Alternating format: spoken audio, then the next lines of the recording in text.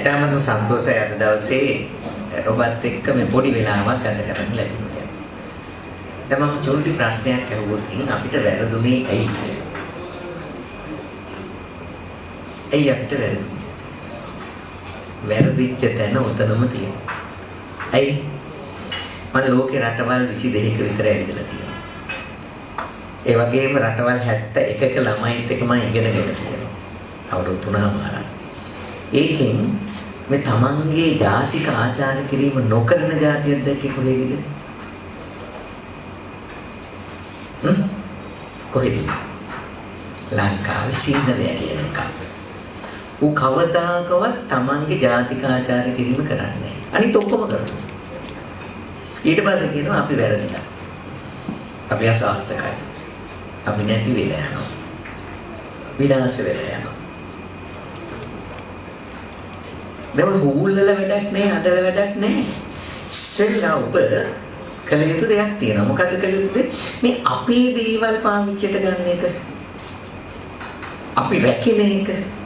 විනාශ වෙන එක නවත්තන එක. දැන් මෙතන ඉන්න ව්‍යාපාරික ආයතන වලින් මම ඇවිල්ලා බැලුවොත් එන ගනුදෙනු කරුවේ කත් දෙක එකතු කරලා ආයුබෝවන් කියලා පිළිගන්න ආයතනයක් තියෙනවද කියලා? කියන්නේ මේ මුස්ලිම් මිනිස්සු ව්‍යාපාර අල්ල ගන්නවා, සිංහල ව්‍යාපාර නැති වෙනවා. උන් බොරුවට කියන්නේවත් තමුන්නාසලා තමයි ඔක්කොම නැති කරන්නේ.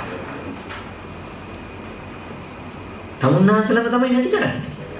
නැති කළල කාටවත් චෝදනා කරන්න එපා. හොඳට තේරුම් ගන්න. ඔබ ලෝකේ වෙන රටකට ගිහින් ඉන්දියාවට ගියයි කියනකො ඉන්දියාවේ මොකද කරන්නේ? අත් දෙක එකතු කරලා නමස්තේ කියලා good morning sir කියලා දෙකම කියලා පිළිගන්නවා. ජපානයට ගියොත් මොකද කරන්නේ? දැන් ජපානයට යනකොට මම එක අවස්ථාවකදී මම හිතවත් විශ්වවිද්‍යාලයේ ජපාන හාමුදුරුවෝ කිව්වා සර්ට ජපාන් ගියාම හොඳ නමල ඉවරයක් නැහැ කියලා. ඇයි ඒ? ජපාන් ජාතිකයෝ කියනවාද good morning කියලා? නැහැ. කිසි දෙයක් කියන්නේ. කියන්නේ මොකද්ද? පාපුවට අත තියලා හොඳ නමලා කතා කරනවා. ඉතින් මම හිතුවා මේක බලන්න ඕන කියලා. මම ඉතින් හිතාගෙනම ගියා මම ඕක ගණන් කරනවා කියලා. දැන් මොන මං ඉස්සෙල්ලාම ජපානට ගිය අවස්ථාව. ඉතින් මං ගියේ ඔය එයාෆෙස් මේ පැසිෆික් එයාලයින් එකේ ගිහලා ප්ලේන් එක බහිනකොටම ඒ අර ටනල් එක ආවා. ආවේ ගෑන් ළමයි දෙන්නෙකුත් එක්ක. මල් කුඩ දෙකකුත් අරගෙන. මුළු ප්ලේන් එකේ ගිය ඔක්කොටම මලක් දීලා පපුවට අත තියලා කතා කරා. එයාපෝට් එක ඇතුළතදී මට 47 දෙනෙක් හොඳ නමලා තිබුණා. මාව එක්කන් යන්න ආපු රියදුරු මහත්තයා මාව දැකපු වෙලාවෙ ඉඳලා හොටෙල් එකකින් ගිහලා බස් වෙනකම් 5 වතාවක් හොඳ නැමුවා. ආචාර කරා. හොටෙල් එකේ මහතුරු මාව පිළිගත්ත තැන ඉඳලා කාමරයට යනකම් 7 වතාවක් ආචාර කළා. එක දවසේ ජපානයේ උලඟ වැඩිච්ච වෙලාවෙ ඉඳලා තමුන්නාන්සලගේ ව්‍යාපාරයකට ගනුදෙනු කරුවේ සේවාදායකයෙක් ආවොත් ඇයි එහෙම කරයිද? මට ඇයි එහෙම කරේ? මම ජපානයේ ගනුදෙනු කරුවෙක් නේ, සේවාදායකයෙක් නේ. ඇයි? ජපානයට බැහැපු වෙලාවෙ ඉඳලා මං සල්ලි දෙනවා. වතුර උගුරක් බිව්වා සල්ලි දෙනවා. කාමරේ ගිහිල්ලා අර යතුර දැම්මාම ලයිට් එක පත් වෙනකොට සල්ලි දෙනවා. ටෝපියක් කෑවා සල්ලි දෙනවා. සල්ලි දෙන එක පයින් මගේ වැඩේ. ඉතින් ජපානයට සල්ලි දෙන නිසා ඒ කට්ටිය සල්ලි දෙන මනුස්සයට මම දෙනවා. ඉතින් ඒක නිසා ජපානයේ දියුණු වෙනවා. මොකද ජපානයේ උගන්වන ක්‍රමය customer is the god. ගනුදෙනු කරුවා සේවාදායකයා පාරිභෝගිකයා කියන්නේ කවුද? දෙවියෝ. god. ඒ කට්ටිය අංශක 90ක් ඉසනමලා මදින්නේ බුදුරජාණන් වහන්සේට, දෙවියන් වහන්සේලාට, ඊළඟට කවුද? රටේ රජුවන්ට. ඔය කට්ටියට විතරයි. එතකොට කවුද ගනුදෙනු කරුවා සේවාදායකයා කියන්නේ? දෙවියෝ. ඒ දෙවියන්ට වදිනවා මේ විදිහට. අපේ ලංකාවේ කොහොමද? ගෝඩ් කියන එක අගේ ඉඳලා මුලට කිව්වා. කියලා බලන්නකො. ඉතින් අපිට වැරදුන පළවෙනි තැන උතනනේ. එතකොට මම අද දවසේ මේ පටන් ගත්තේ මට ආයිබෝන් කිව්වේ නැති නිසා හිතේ අමාරුවට. ටයිවන් කිව්වේ නේ අන්දම් බොහොම මාරුවෙන් බලෙන් කියව ගත්තා. ඒ නිසා අද ඉඳලා අඩුම තරමින් මේ සිංහල ව්‍යවසායිකයෝ ව්‍යාපාරිකයෝ සිංහල ජාතිය නගා සිටවන්න උත්සාහ කරනවා නම් පළවෙනි පියවර තියන්න. අනික් ඒවා කියන්න එපා කියලා මම කියන්නේ නැහැ. ඒව නෙමෙයි 10ක් කියන්න පුළුවන් නම් 10ක් කියන්න. ආයිබෝවන් කියන එකෙන් පටන් ගන්න. ආයුබෝවන්, good morning, වණක්කම්, අස්සලාමු අලයිකුම්, ද්‍රාස්තුයිතේ, доброе утро, ගොසයිමල්, කොන්නිචුවා ඔක්කොම කියන්නේ. කිසි ප්‍රශ්නයක් නැහැ. හැබැයි එක මොකද්ද? ලෝකයේ තියෙන හොඳම විශිෂ්ටතම මිනිසුන්ගේ යටිහිතට ආශිර්වාද කරන ක්‍රමය ආයුෂ බොහෝ වේවා. ලෝකයේ වෙන කිසිම රටක ඔය වචනේ තව කෙනෙකුට කියන්නේ නැහැ. හොඳට ඔබ තේරුම් ගන්න. ආයුෂ බොහෝ වේවා. good morning කියන්නේ ඇයි එංගලන්ත කට්ටිය? ඒ කට්ටියට good morning නැහැනේ. අවුරුද්දේ මාස 3-4ක් තමයි good morning කියන්නේ. ඉර පායන දවස් ටිකට. ඉතින් උදේට නැගිටිනවා කියන එක ඔය සීත රටක ඉන්න එක මම ඉඳලා තියෙන නිසා දන්නවා ඊ තරම් කර්ම වැඩක් වෙන මොකක්වත් නැහැ. සීතලයි එළියට වහින්න කලින් අඳින්න ඕන කිලෝ 10ක් 15ක් ඇඳුම් තොල් වල ඒවා ගාන්න ඕන මේවයි ගාන්න ඕන මේවයි දාන්න ඕන වද රුදගෙන අර ඕක දාගෙන බූට්ස් දාගෙන මේ යන්න ඕන මලක් දකින්න නෑ කුරුල්ලෙක් සින්දු කියනවා අහන්න නෑ ඉරේලියක් හරියට දකින්න නෑ ඉතින් ඒක නිසා ඒ කට්ටියට උදේ දවස් මේ good morning ද නෑ ඒ කට්ටියට දෙන කර්ම මොන ඒ මිනිස්සු උදේ පාන්දර නැගිටපිලා ප්‍රාර්ථනා කරනවා. මොකද ප්‍රාර්ථනා කරන්නේ? සුබ උදෑසනක් වේවා. සුබ උදෑසනක් වේවා. ශ්‍රී ලංකාවේ මිනිස්සුන්ට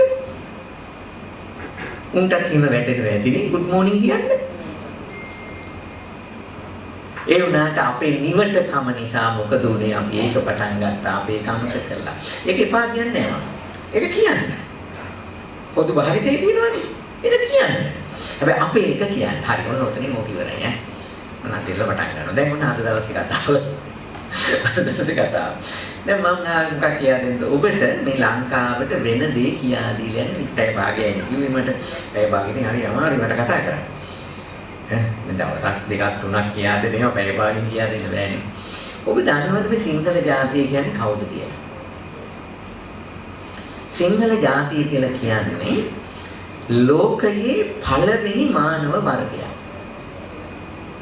මිනිසා පරිණාමය උනේ මේ ශ්‍රී ලංකාවේ. කොහෙද?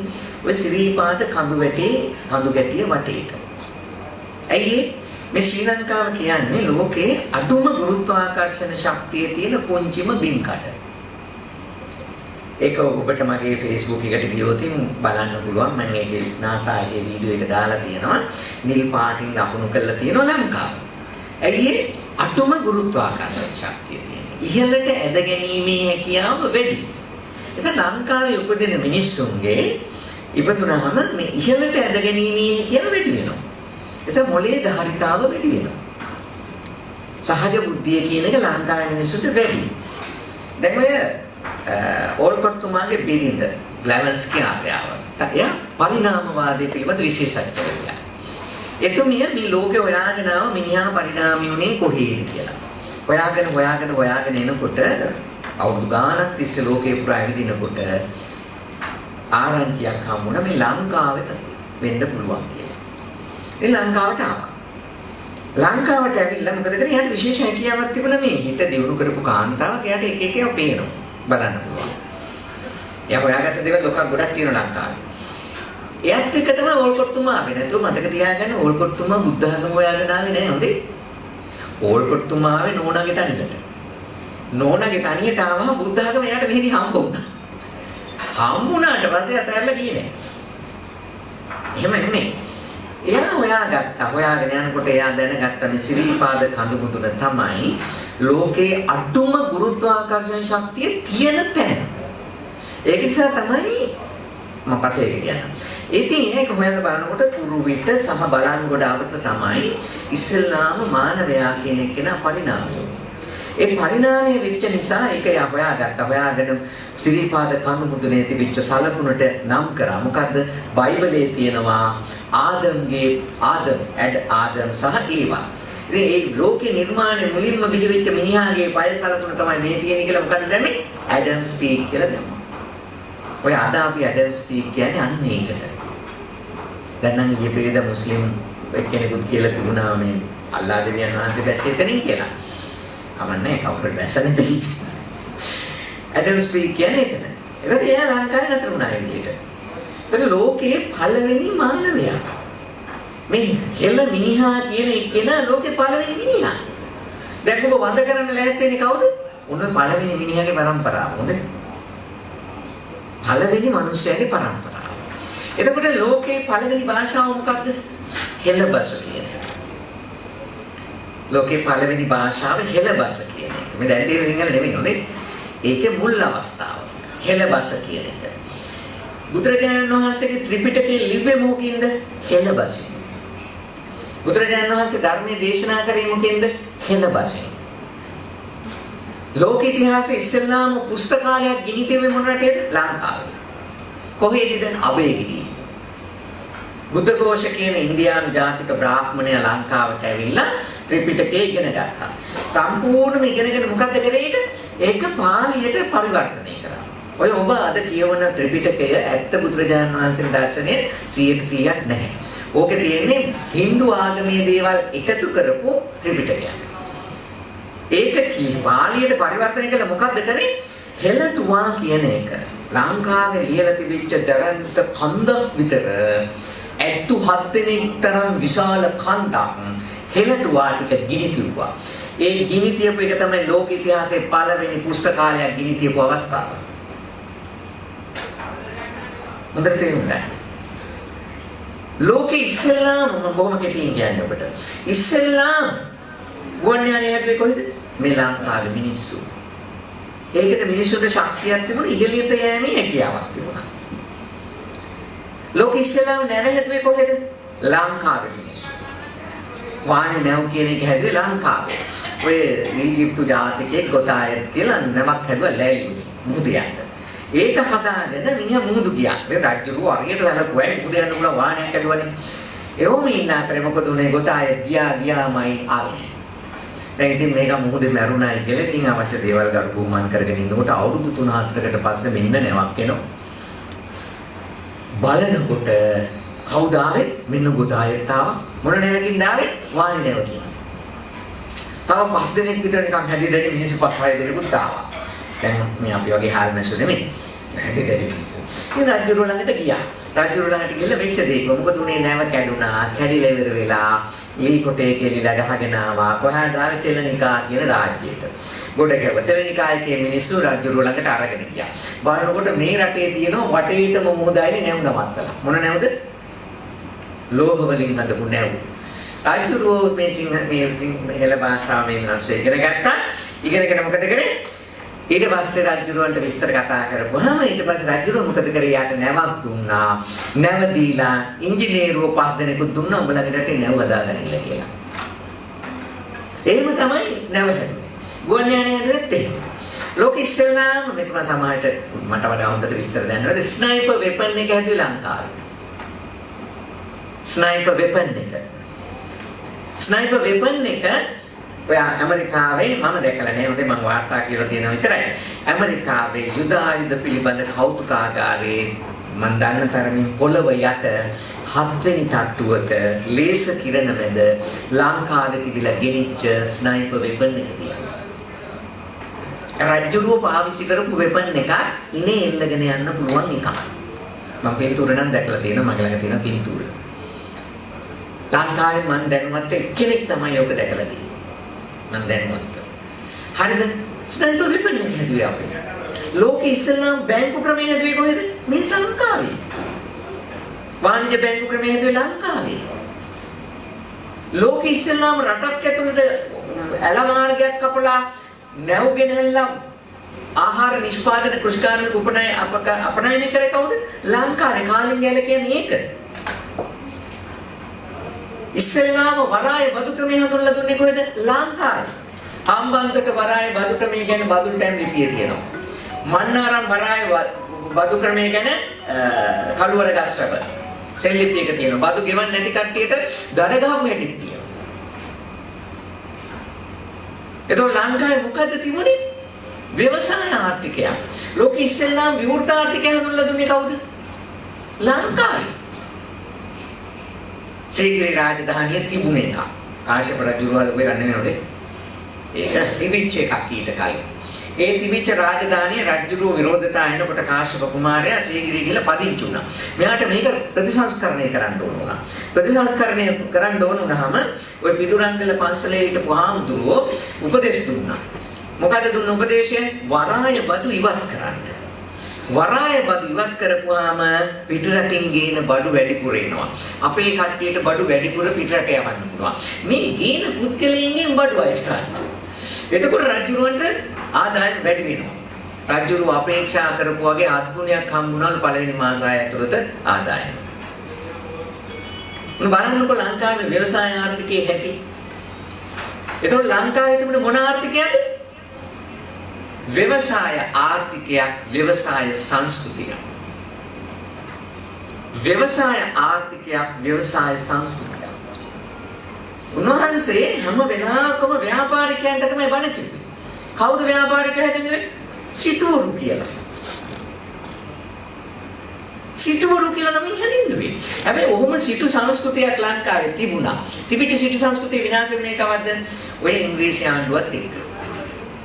පෘතුගීසින් එච්චර විනාශ කරේ නෑ ඔක. ලන්දේසි එච්චර විනාශ කරේ නෑ ඔක. ඉංග්‍රීසියෙන් තමයි ඔකට පහර දුන්නේ. කොහොමද පහර දුන්නේ? පහර දුන්න ක්‍රමය මෙහෙමයි. ලංකාව විනාශ කරන්න බෑ. බැරි නිසා ඔය කුරුණෑගල හිටපු ආණ්ඩුකාරවරයා දිසාපතිවරයෙක් හිටියා. එයා ඊට පස්සේ බ්‍රවුන් රික් ආණ්ඩුකාරවරයා කාලේ මොකද්ද කරේ? එයා උපදේශයක් දුන්නා. සුරාසල් විවෘත කරන්න කිව්වා. සොයිස මහතුරුන්ට දුන්නා අරක්කු තැබෑ. අරක්කු බොන්නේ නැහැ මිනිස්සු. ඇයි බොන්නේ නැත්තේ? ලංකාවේ එහෙම සංස්කෘතියක් නැහැ. ඊට පස්සේ මෙයා හොඳට අධ්‍යයනය කළකොට මේ දන්සල කියන එක ලංකාවේ තියෙනවා. දන්සලක් කිව්වොතින් කන්න තිබුණත් නැතත් ගිහලා අපේ අය දන්සලේ කනවා. ඔය දන්සල වල කන්න නැති කට්ටියද? නැහැ. දන්සලක් කිව්වොතින් අපි ඔක්කොම හරි ආසයි දන්සලට යන්න. දැනගත් ආණ්ඩුකාරයා දන්සල දුන්නොත් වැඩේ හරි කියලා. මොකද කරේ? අරක්කු දන්සල දාන්න කිව්වා මාස 3ක්. පළවෙනි දන්සල ටික අඹේ පුස්ස ඔය වත්තල හරියේ ඔය හලාවතර පොඩ්ඩක් මෙහාරියේ බේරුවල හරියේ ඕම් වත් දන්සල් මම දන්න තරමේ 7ක් විවෘත කරලා තියෙනවා. අරක්කු දන්සල්. අපේ අය මොකද කරේ? දන්සල බෝඩ් එක දාපු ගමන් පොලිමේ ගිහිල්ලා බිව්වා. බීලා මාස 3ක් නිකන් බොන්න දුන්නා. හැන්දෑවේ පැය 2ක් විතර. ඊට පස්සේ බීම නතර කරා. නතර කරපු ගමන් අපේ අය පෙළපාලි යන්න පටන් ගත්තා. ගිහිල්ලා අර අඹේ පුස්සේක ගිනි තිබුණා. ඇයි? අරන් පුදියව කියලා. ලංකාවේ ඉස්සෙල්ලා විරෝධතා පෙළපාලි ගියේ මොකටද? අරක්කු ඉල්ලලා. අන්න අරක්කු සැලයිතිකාරයෙකු අන්න කාසි ගෙනින්න අරක්කු දෙන්න. කාසි නෑ. ලංකාවේ එහෙම කාසි එකතු කරන තෘෂ්ණාවට එකතු කරන සංස්කෘතියක් තිබුණේ නෑ. මිනිස්සු හරි සන්තෝෂයෙන් වැඩ කරපු ලෝකයේ තෘප්තිමත්ම ජනතාව. කාසි නෑ. එහෙනම් ගුවා අර වතුවල වැඩ කරනවා, පාරවල් හදනවා, ගිහිල්ලා වැඩ කරපල්ලා හැන්දෑවට කාසියම් වෙනවා ඒ වරන් ඇවිල්ලා බීපල්ලක. ලංකාවේ ඉස්සෙල්ලාම ජොබ් එකට ගියේ මොකටද? බොන්න. දරු පවුල රකින්න නෙවෙයි. මොන බලන්නකො ඇද ලංකාවේ දැනු සිංහල ව්‍යාපාරිකයෙක් එකතු වෙන්නේ මොකටද? මට කියන්න මංකෝ බොන්න. මම උදාහරණයක් කියන්නම්. ලංකාවේ එයා ටිකට්ස් ගුවන් ටිකට් පිටරට යන වීසා දෙන ආයතන 90ක් තියෙන්නේ. මම නම් කියන්නේ වෙනත් ජාතියකට. සිංහල මිනිස්සුන්ට තියෙන 110යි. මම සිංහල 10 දෙනාට 110ක් කට්ටියට මගේ යාළුවෙක් කියනවා මම කතා කරලා ඔයාලා එකතු වෙන්න මම නොමිලේ වැඩසටහනක් කරමු අපි ඔයකේ ටික බුද්ධිමත්ව අවුරුදු 3කට විතර අපේ ඒකාධිකාරයක් හදමු. දැන් මේක ගිහිල්ලා කතා කරානේ. දැන් මුන් කතා කරන්නේ මොකද? මචං බෝතල් කීයක් ගේනවද? දැන් මුන් එන්නේ මොකටද මේ? මේ යා ට්‍රැවල් ඒජන්සිස් හදලා තව කන්ටියක් එකතු කරලා ඒකට ගෙනහැල්ලා මේක පුහුණු කරලා මේකේ බලය ගන්න නෙමෙයි මොකටද එල්ල හැදෙන්නේ මතක තියාගන්න අද වෙනකම් මට ඒ කට්ටියට වැඩසටහනක් කරන්න බැරිද උදේ දින් ගන්න මම ওই මුස්ලිම් ජාතික මහතුරුගෙත් පහුගිය කාලෙක මම වැඩසටහන් කරලා දැන් නම් මම ප්‍රතිපත්තියක් හැටියට යන්නේ නැහැ කියලා තියෙන එකලා තියෙනවා ඉස්සර මම ඒ ආයතන වල ගිහලා කාර්ය මණ්ඩල පුහුණු කරනවා මතක තියාගන්න මම මේ ආයතන වල පර්මනන්ට්ලි ස්ටාෆ් ට්‍රේනින් කරලා තියෙනවා. හැබැයි මතක තියාගන්න සිංහල කිසිම ව්‍යාපාරිකයෙක් කවදාවත් කරන්නේ නැහැ. දැන් බලන්න වෙච්ච දේ අපිට විනාශ වෙනවා. ඒ පෘතුගීසියෙන් මොකද දැනගන්නේ? මේ ඉංග්‍රීසියෙන් මොකද දැනගත්තා?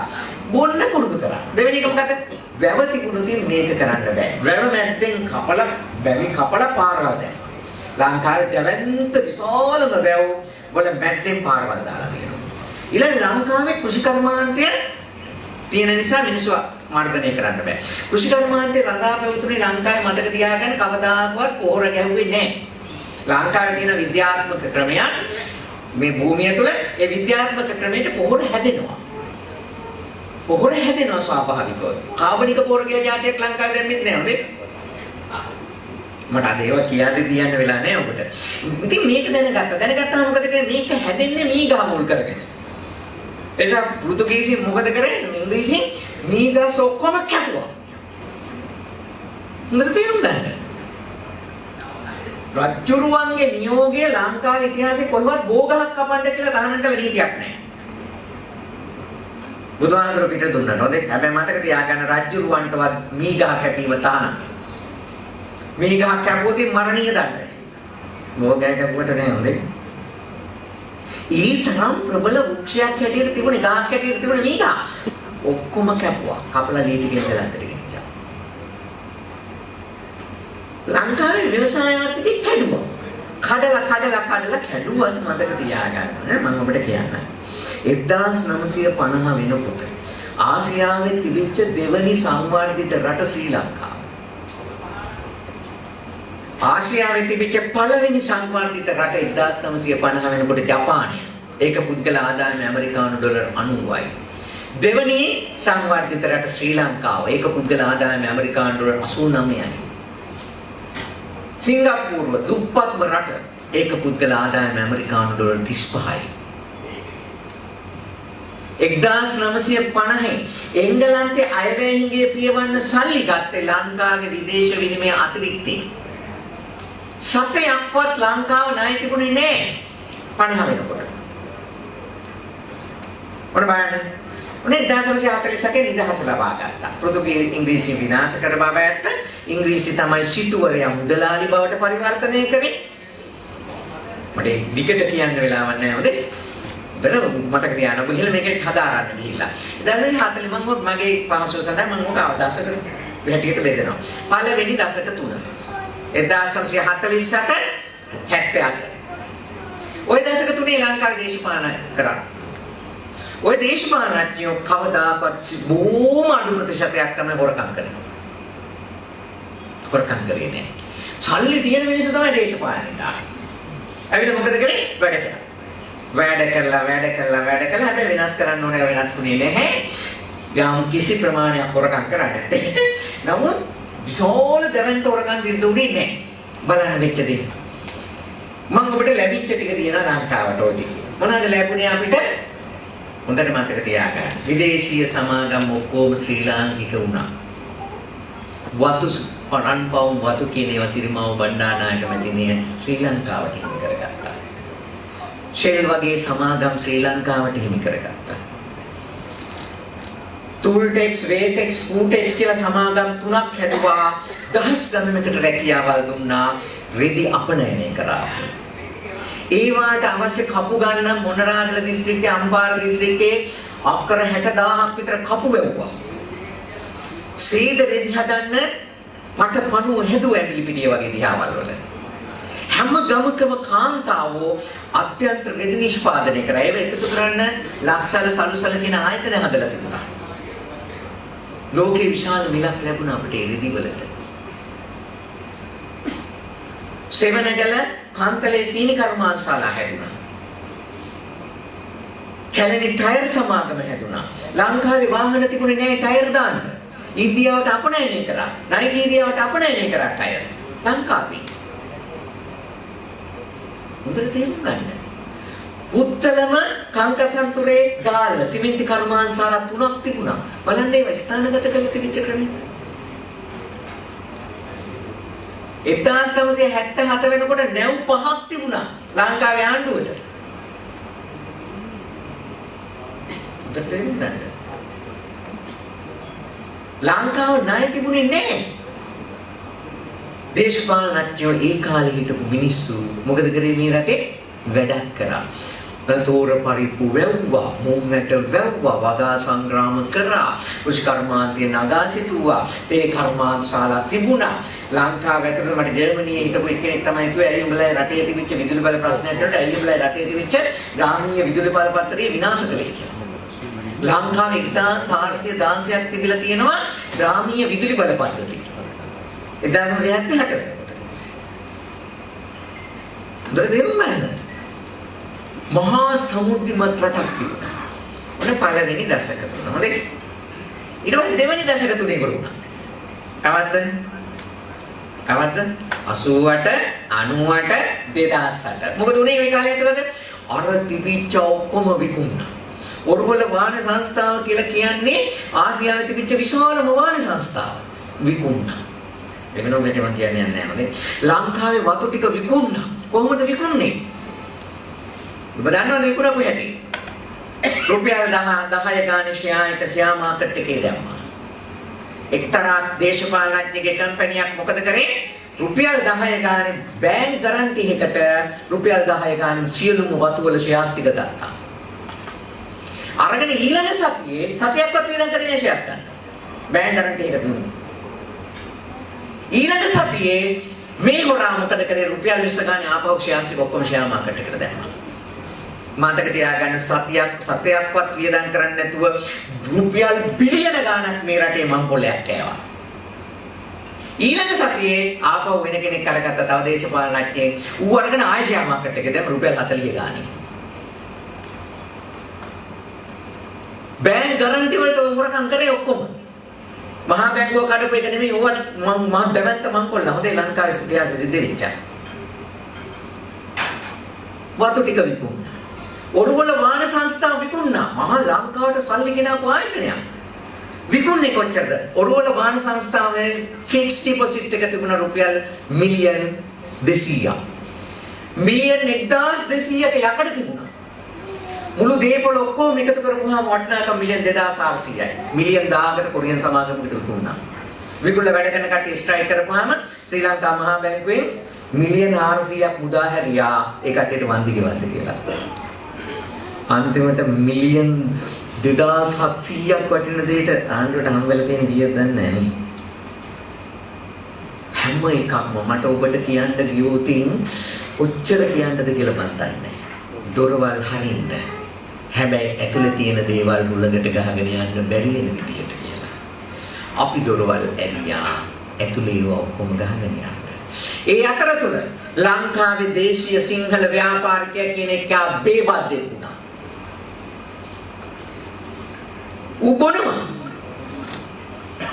අද බොනවා දෙනවා බොණ්ඩ දෙනවා කියනනම් මෙතන බලන්න තිබුණා කොච්චර එනවද කියලා. ඌ බොනවා බේබද්දේ. ඌ එකතු කරන්න බෑ. මම තව උදාහරණයක් කියන්න මේකට බීමට මම ওই මුස්ලිම් ජාතික ව්‍යාපාරික මහත්තයෙක්ගේ ඩීලර්ස් කොන්වෙන්ෂන් එකට ගියා. කින්ස්බරි එකේ තමයි තිබුණේ. එයාගේ ඩීලර්ස්ලා ඇවිල්ලා හිටිය 500 ගාණක්. ඔක්කොම 600 ගාණ 500 ගාණ සිංහල.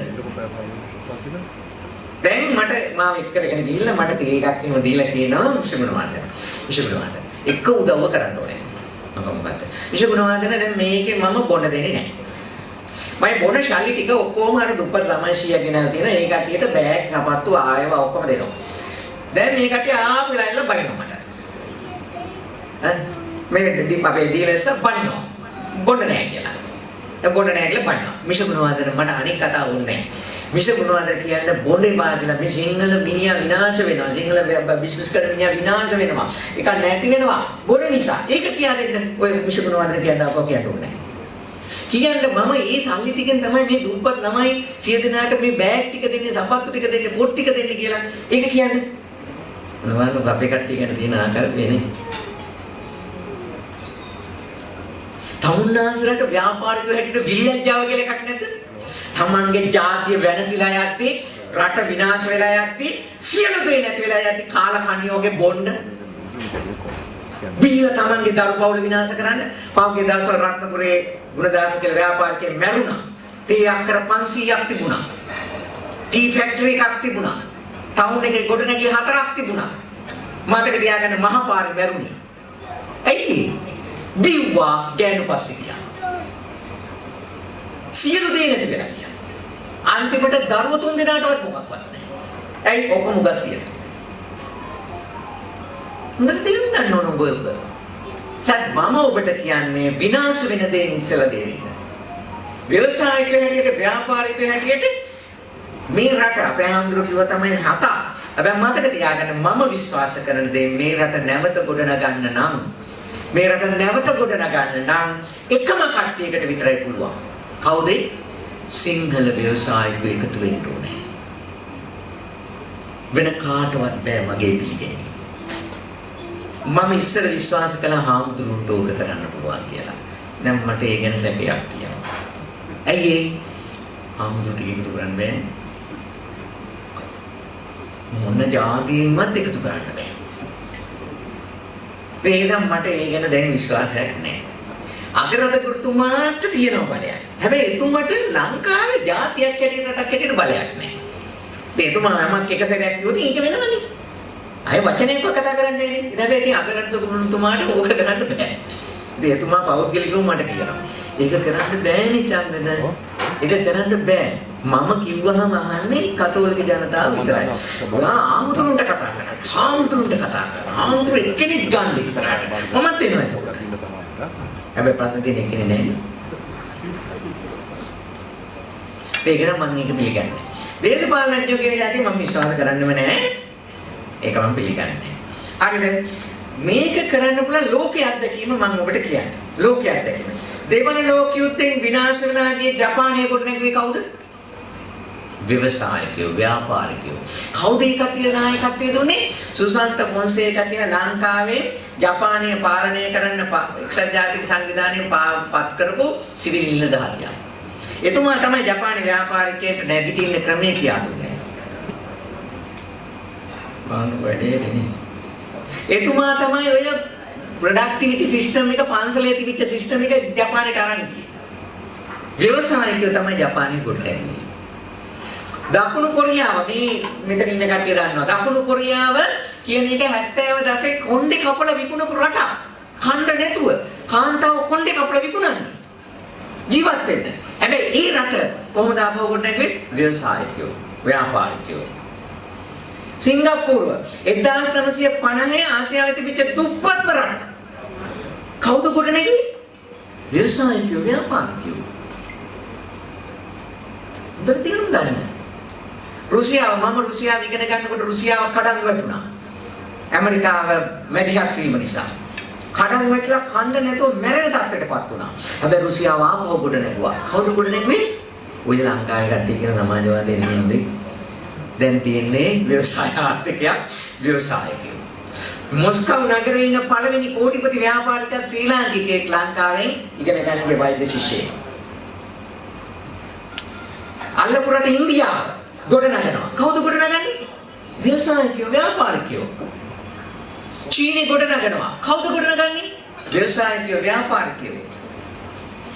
සම්මතක තියාගන්න මේ රට ගොඩ නගන්න ඕන නම් මේ තියෙන මහා ඛේද වාචකයෙන් මේ රට නිදහස් කරගන්න ඕන නම් කවුද එකතු වෙන්න ඕනේ? සිංහල ව්‍යාපාරිකයෝ එකතු වෙන්න ඕනේ. සිංහල ව්‍යාපාරිකයෝ වෙන්න ඕනේ. ඒ කට්ටිය තමන්ගේ අඩුපාඩු අයින් කරන්න ඕනේ. අයින් කළා සාමූහිකව එකතු වෙන්න ඕනේ. එකතු වෙලා යන්න ඕනේ. පාර්ලිමේන්තුවේ 225 දෙනා කවුරු වෙන්න ඕනද? ව්‍යවසායිකයෝ 225 දෙනෙක් කොතෙන්ට යන්න ඕනේ. ව්‍යවසායිකයෝ 225 දෙනෙක්. අන්න මේ රට සෞභාග්‍යවත් රටක් වෙනවා. මම පිළිගන්න දේ ඕක. එහෙම නැත්නම් තව ක්‍රමයක් තියෙනවා. ඒකත් මට වෙයිද කියන්න බෑ. තව ක්‍රමයක් තියෙනවා. මම තව මේ රටේ ආදරය කරන තව කණ්ඩායමක් ඉන්නවා. ඒක තමයි හමුදාව කියන එක. ආරක්ෂක හමුදාව. ඔය ව්‍යවසායකයෝ අරුමු ඔක්කොම පැත්තකට දාලා හමුදාවේ කෙනෙක් රටේ නායකයෙක් වෙන්න ඕනේ. එතකොට එතුමන්ලට පුළුවන් ව්‍යවසායකයන්ට තුවක්කු වලට තොපි බොන්න එපා කියන්න. ඒක තමයි කරන්නේ. ඉතින් මට එහෙම වේද කියලා සැකයි මේ ජගත් මහත්තයා. මට සැකයි. අයිට වඩා ඉක්මනට ඒක කරන්න. මේ රට බේරන්න තියෙනවා ක්‍රම දෙක. වෙන දෙක එකක් නෑ හොඳේ. මොකද වෙන්න ඕනේ පළවෙනි ක්‍රමේ? ව්‍යවසාය ලංකාව පුරා ඉන්න කට්ටිය එක මතයකට එන්න ඕනේ අපි අපේ රට ගොඩනගනවා කියලා. අන්න එතනින් අපේ රට ගොඩනග ගන්න පුළුවන්. දෙවෙනි ක්‍රමය මොකද්ද මම පිළිගන්නේ? මම දැන් එළියට වහිනකොට හැමදාම කියනවා අල්ලගෙන ඇඳන්නේ. ඊවට බය වෙන්නේ නැහැ අල්ලන් ගියත් කමන්නේ. මොකක් වෙන්න ඕනද? හමුදාවේ ඉන්න මහ ජනන්තේ ගන්න ඕන කියලා. අර ගත්තොත් මේක කරන්න පුළුවන්. මම ඒක දන්නවා මොකද මම හමුදාවත් එක්ක සෑහෙන වැඩ කරලා තියෙනවා. ඒක නිසා මම දන්නවා ඒක හරියටම කරන්න පුළුවන් කියලා. හරියටම කරන්න. හරි ඉක්මනට කරන්න පුළුවන්. මම ඉන්නවා මගේ කතාවේ අවසාන කොටස. හොඳට වඩා කියන්න වෙලා නැහැ මට. ඊළඟ කාරණේ මොකද වෙන්න ඕනේ මම ඔබට කියා දෙනවා ඊළඟට අවසාන වශයෙන් කියද්දි මේ ජාතියක් හැටියට අපි වඳ වෙලා යන හැටි. කොහොමද යන්නේ? මානව විද්‍යාවට අනුව ජන වර්ගයක් ලෝකේ පවතින නම් ඒ ජන වර්ගය තුල ඉන්න ඕනේ කී දෙනෙක් ඉන්න ඕනද දරුවෝ?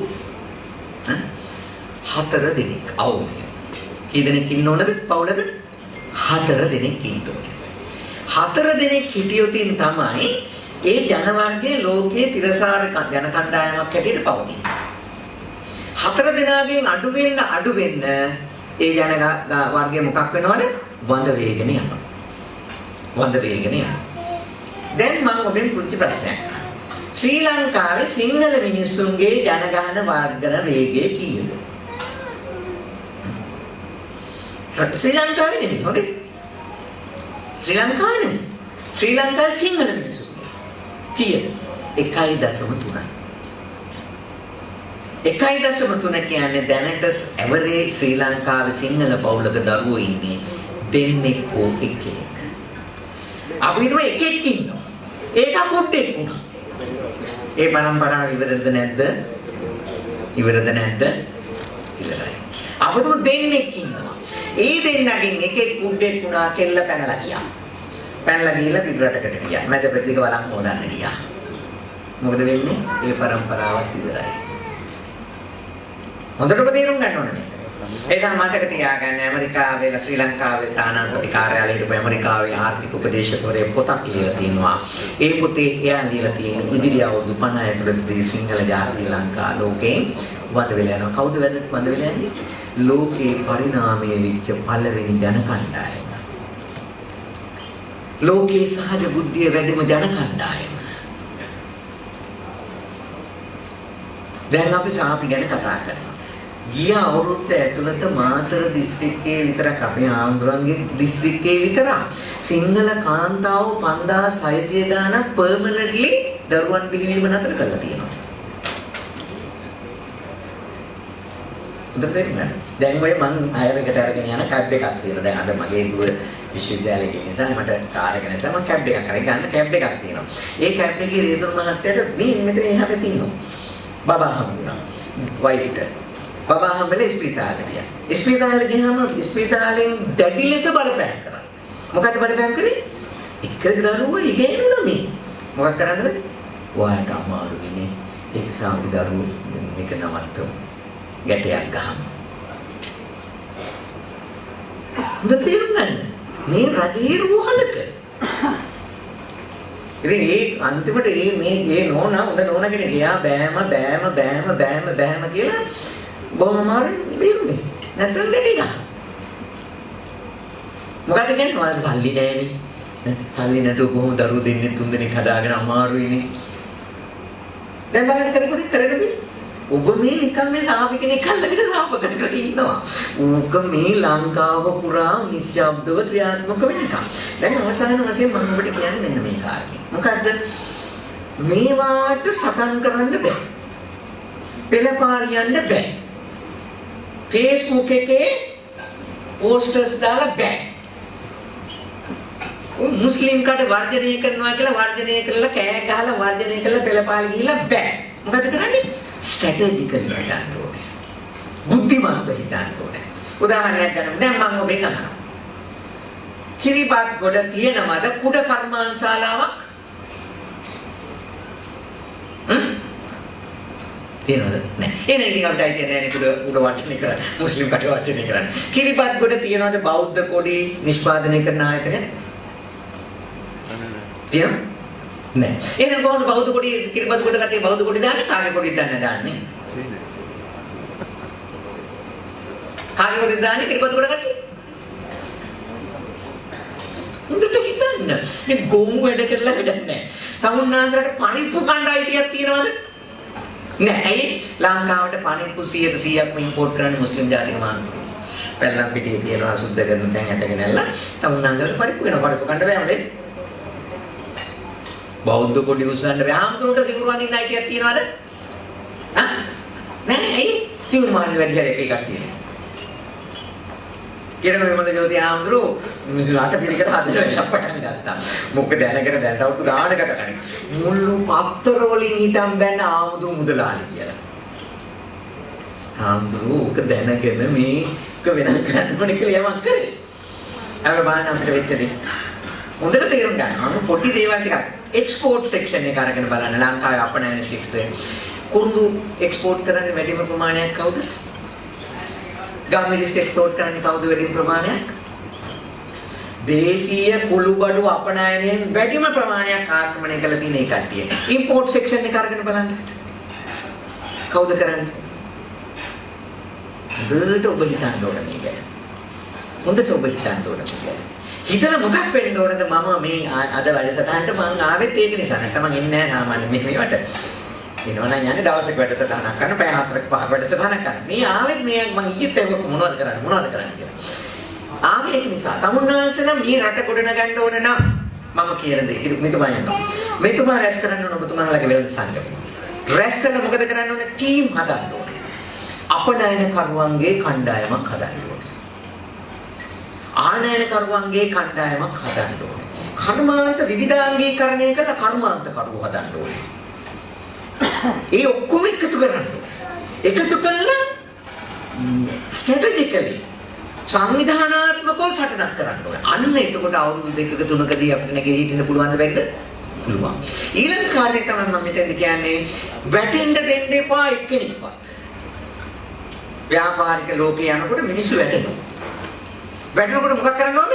එයා බේර ගන්න ක්‍රමවේදයක් තියෙන්න ඕනේ. දෙවෙනි එකේ නැති වෙන්න දෙන්න එපා කිසිම සම්පතක්. මොනවද? ඉඩම්.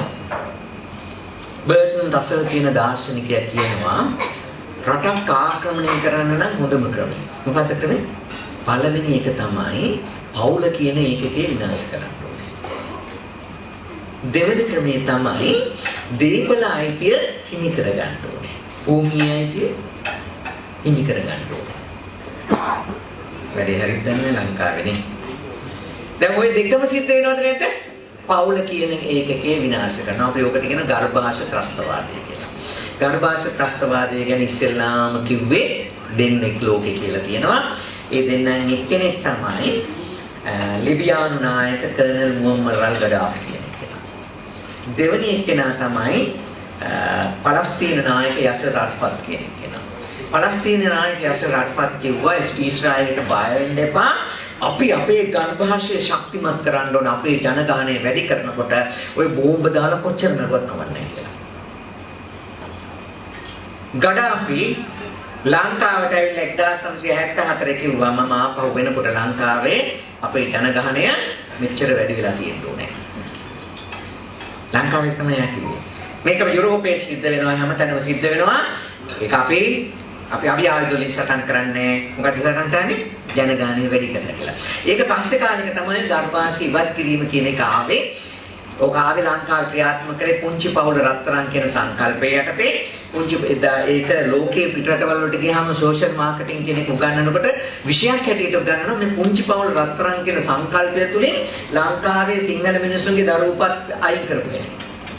ලෝකෙ උගන්වනවා.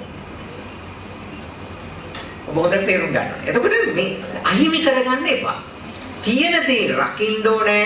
මොනවද? දේපල රකින්න ඕනේ. ජනතාව රකින්න ඕනේ. මම ඔබට තව උදාහරණයක් මම විශ්වවිද්‍යාලේ උගන්වන නිසා මම දන්නවා. හොඳට තේරුම් ගන්න. අපේ විශ්වවිද්‍යාලේ විතරක් නෙමෙයි අනිත් ඒවාත් ඇති මේ ප්‍රශ්නේ. අපේ විශ්වවිද්‍යාලේ තියෙන එක ප්‍රශ්නයක් තමයි. සිංහල ගෑන් ළමයි යාළු කරගන්නේ කවුද?